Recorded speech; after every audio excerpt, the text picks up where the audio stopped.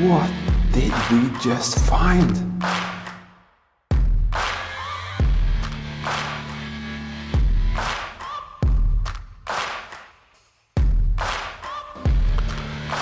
What the heck is that?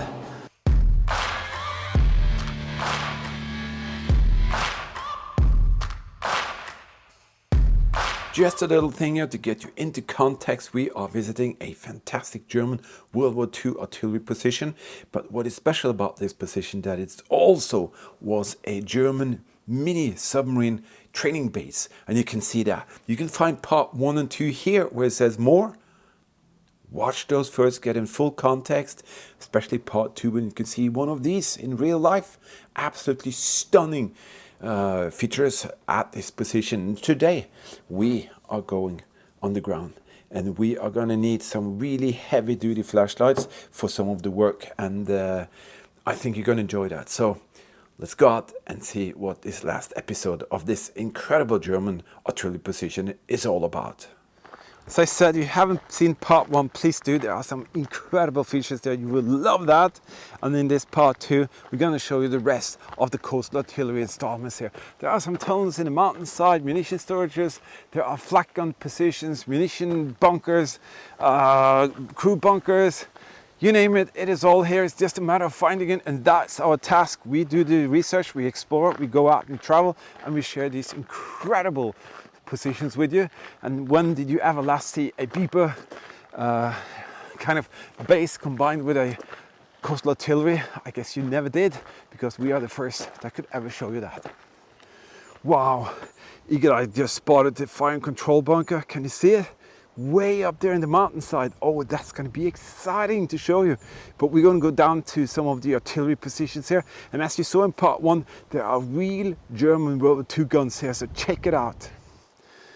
So this is basically the part which is really coastal artillery. That thing, that's a munition bunker, isn't it? So the first bunker I showed you was a 621 Regelbau for Mannschaftsbunker. This thing is so much heavier built, and you can see the thickness of the roof. This is a 607. And it's a munition storage bunker. And normally there wouldn't be one single munition storage for each separate gun. And that is because this is serving several guns, or cruise or gun positions. So that is why they had at least 2 of these here available. Let's go inside and check it out. As you can see right away, a lot of ventilation. That was very important to keep the munition dry. They tried, they never had success. And you can see here, that's a 1.5+ meter thick wall, maybe even 2. So let's crank up the flashlight here and check it out inside.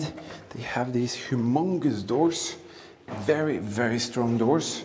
And that is so cool to see they are still here. And you have one room here. And then we come over here. There are actually no doors here. That is very strange. It's just this wooden frame. I've actually never seen that before, because these frames, they were never taken out, so there was never installed a door here. And I can see why. That's a little ventilation, as I said, very important. Very often there will be a ventilation down there with a blast valve. So that's a one-way valve. And you can see here, I do understand why now. These cutouts were to cast in the huge steel doors. So it seems like they never actually didn't finish this. That is special. Yeah, Eagle Eye found another bunker. I think this could be a 621. It's so muddy in there. Be careful. It's so muddy on this side. This one I have checked. Have you checked it? It's a normal bunker. Let me see. I think it's a 621 as well. So cool to be able to go into these places. There are no outer metal doors. There's something right there. That is strange. Haven't seen that before. That's a tack. It smells a little buggy. And inside this is pretty much it. These are where the bunk hangers were, and you can see that by these hooks on the roof. That is where they attached and flipped up the bunk beds.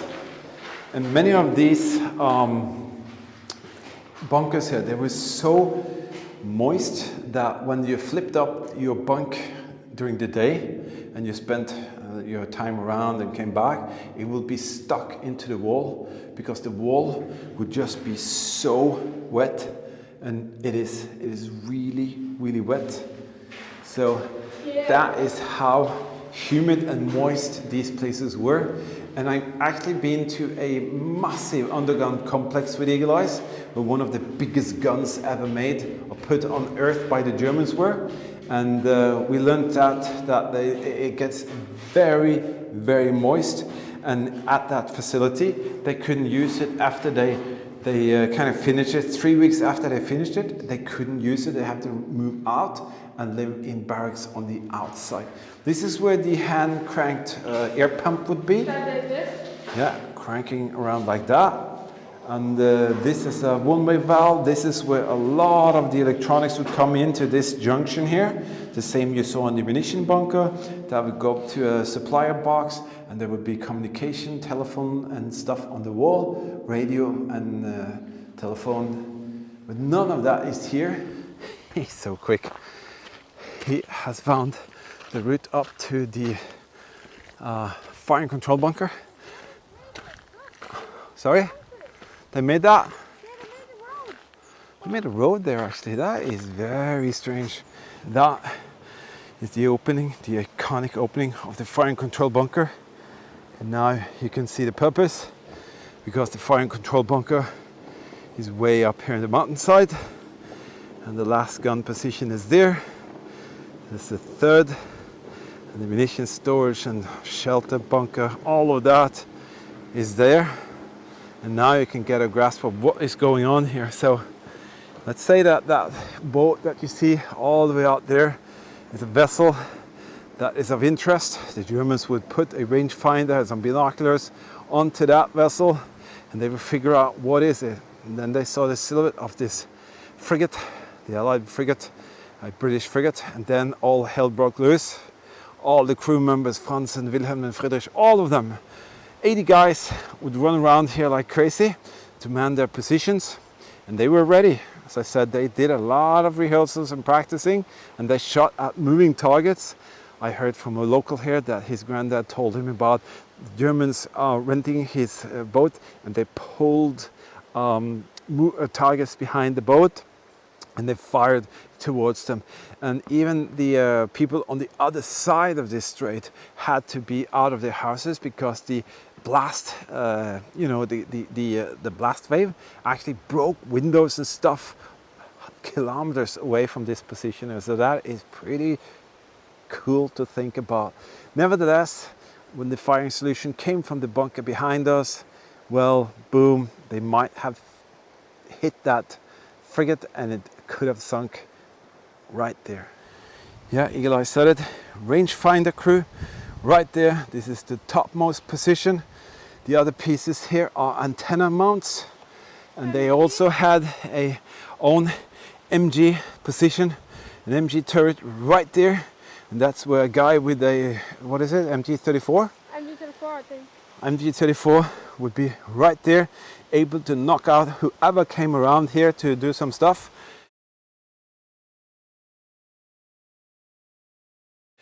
Antenna mount, different things here, and then right here there would be a rangefinder crew, very often an attachment there to put the rangefinder on top.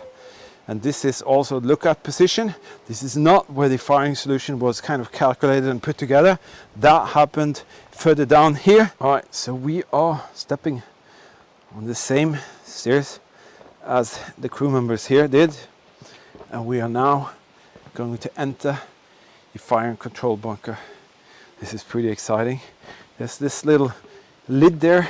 I hope that nobody will fall in that.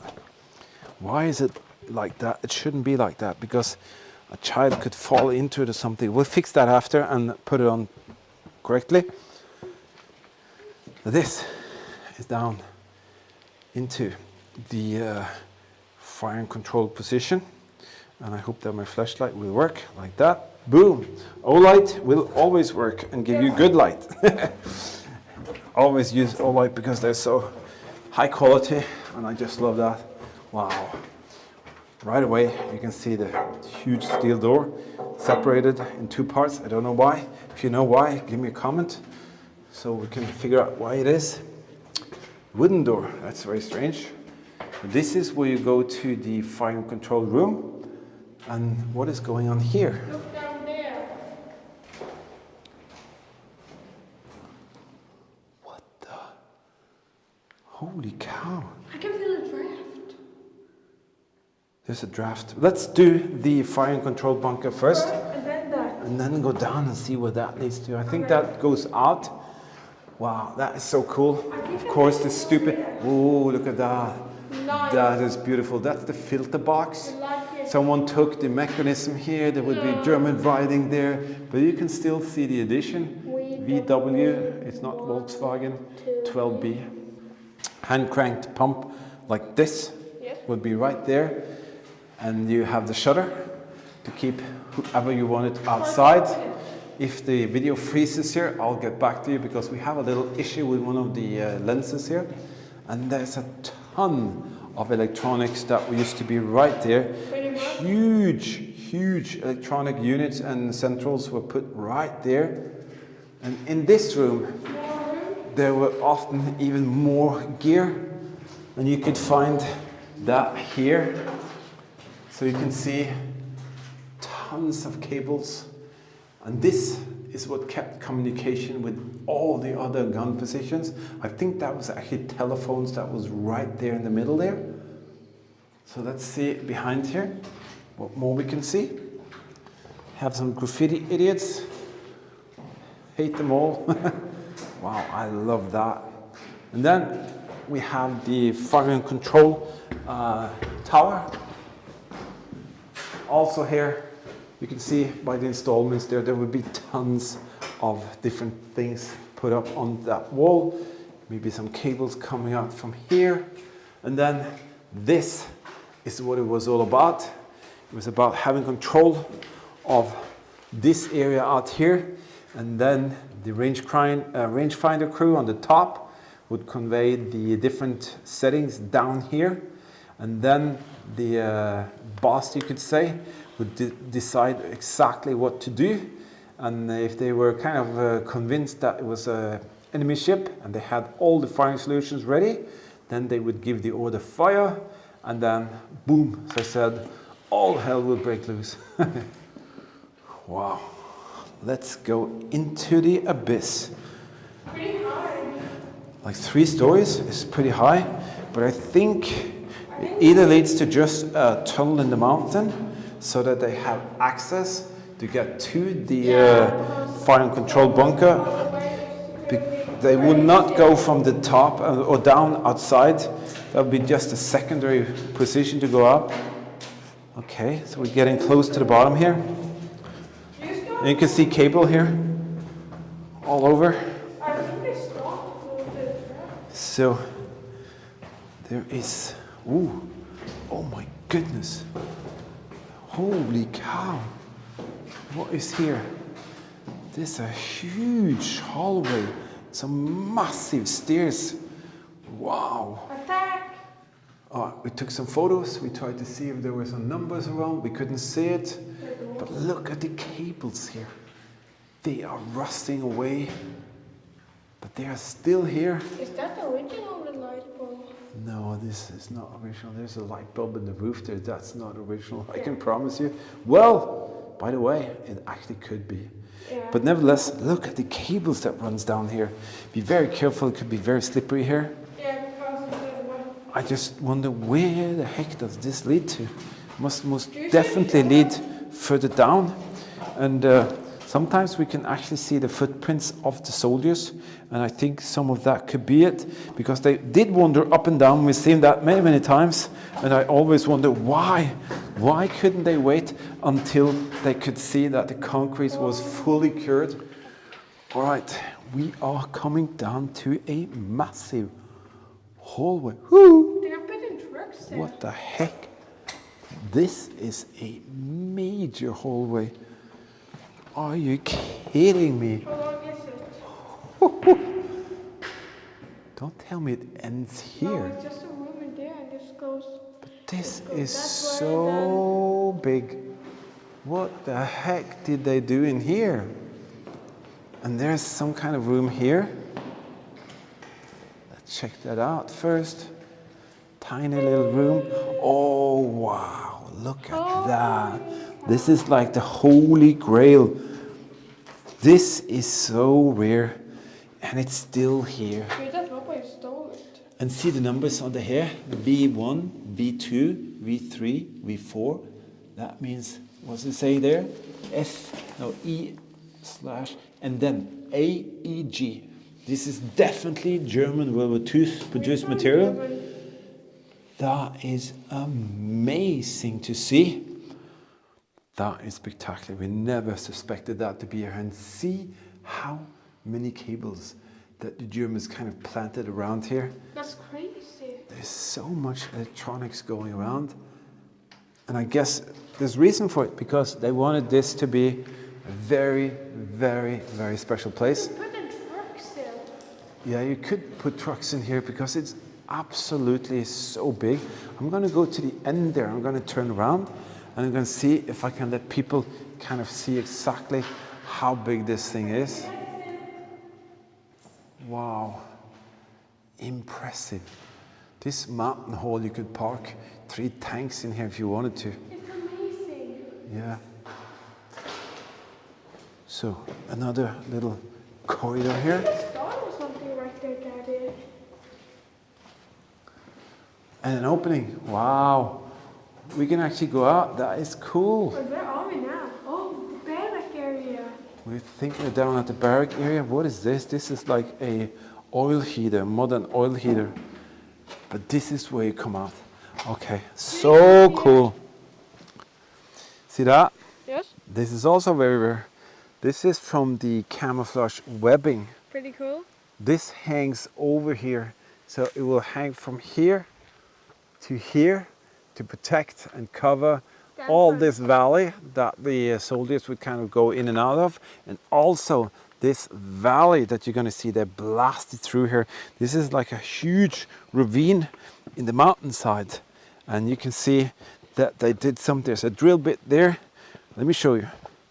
It's like this ravine here that we could have entered. And then there's a ravine going down here. And some of this actually looks original, like it's untouched. So that is pretty spectacular. I'm just going to have a tiny little brief peek down there, see if there's something interesting. Yes. Wouldn't you know? Another tunnel. Hello. Right there. I haven't got a clue what is here, Attack. or where it's gonna lead us to, but how cool can it be to find more tunnels? You gotta be kidding me. Oh, another one of this. What is happening in the roof there? Look at this. I don't like Oh, I know that. You know what that is? They attached cables to it. So they actually drilled a hole and then they slammed these up there to put cables on. And the cables are not here, but to see the wood up there, that is pretty awesome. Be careful, it's missing Ooh, a step. there's a step missing. Be careful, indeed. What? Oh, are you kidding me? There are like several rooms here as well. I can feel a draft. Another draft? Yeah, I feel a bit I don't know what to say. Ooh! Holy cow! Do I see what I see? Is that a 200 Liter Kraftstoff? A 200 Liter drum barrel from the here? I don't believe it. It can't be. Let me see if I can see some text on the top here. It looks German. I really couldn't tell you, but this is the real deal. This is actually what the Germans used here. That's a fuel drum barrel. And I can tell you, I have 2 of these, so I know exactly what they look like, and this looks very much like the real deal. Yes. But I think this, let me see, what the, okay. I think that's to the Wait a second, let me think what this is. exit. Oh, wow, I see. So this is a storage kind of room or something. Oh, yeah. So we went in there, then I guess we come through here, To this room? and then we're just gonna go into another room. But again, see here, they have been put up there, and they've been staying there. For so long. And That is absolutely spectacular to see. This room is canted upwards. What is up there? Wooden planks and stuff. Did I hide the mouse up behind there? Eagle Eyes, get the mouse there. for me. All right. This is wonderful. And all of this stuff here is like original pieces, I guess, that's been up here in the roof or in the ceiling here. What way do you want to exit? Just go out where the barrel is. Okay. This is pretty cool. Didn't expect this to be here at all. Yeah, we didn't. And a 200-liter fuel drum barrel laying right there. Amazing. Absolutely crazy. Yeah, that is such an interesting place. Hope you enjoy that. We do the research, we travel extensively, and we go out and find and share these incredible locations with you. And if you really enjoyed it, you know, we have this little super thanks feature here. Basically, your opportunity to help us out to maybe get some fuel into the camper van and go out and explore and find even more exciting stories to share with you. These are the flashlights that the German soldiers would have used inside that tunnel system, and that is one of the glasses coming off. But these are the flashlights that they would have used, and just imagine how dark it would have been in there with these. This one has like a blue light, has a red light and a green light. You can signal with it.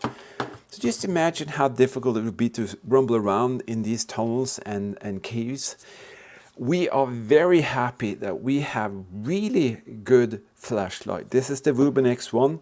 This is the Ruben X2. This is my favorite. This is an insanely good flashlight.